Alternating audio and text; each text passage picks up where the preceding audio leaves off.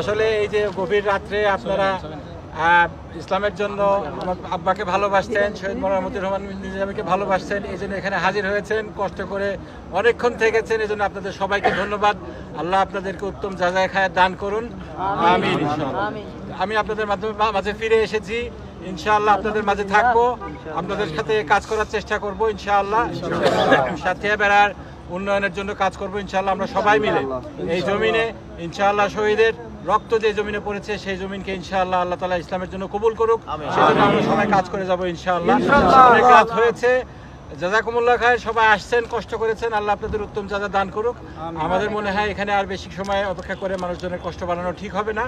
ফজরের নামাজের সময় চলে আসতেছে ইনশাআল্লাহ। আমি যাচ্ছি, শুক্রবার এলাকায় যাচ্ছি, আপনারাও আসবেন।